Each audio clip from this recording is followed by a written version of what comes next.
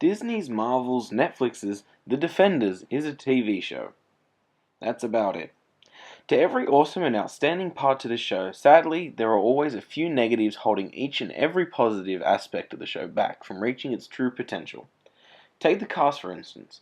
Even though three-quarters of the Defenders are awesome, not you, Finn Jones, definitely not you, the show is held back due to the dull side characters, including Misty the one-armed pirate knight, the nurse character whose name I don't want to remember, and any and all members of the Hand.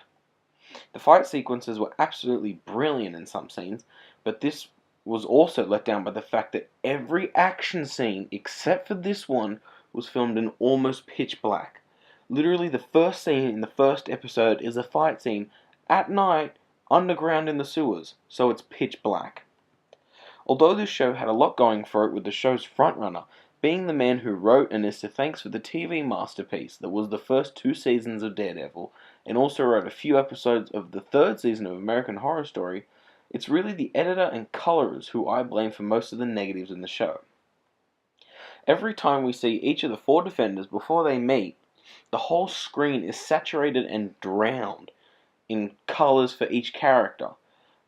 Examples are red for Daredevil, purple for Jessica Jones, bright piss yellow for Luke Cage, and fucking Secret of the Ooze fluoro green whenever that curly-haired wanker Iron Fist was on the screen. Okay, we get it. You people know how to drain and add a bit of color to a scene. Whoop-de-fucking-do. Now I know that is quite a small and probably unnoticeable thing to the average viewer, but after 8 episodes and 8 hours, I was just sick of it. Next, the editing.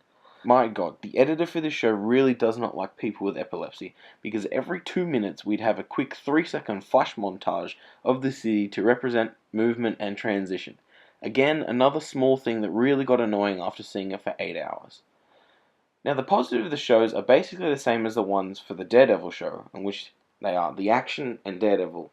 Charlie Cox again steals the show with his wit and acting chops, perfectly embodying the devil of Hell's Kitchen.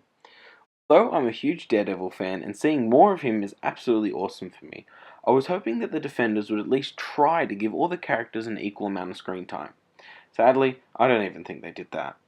Now I know that from a marketing point of view, you would show off your big guns like Daredevil to draw in more attention and have a bigger fan pool over someone like Iron Fist.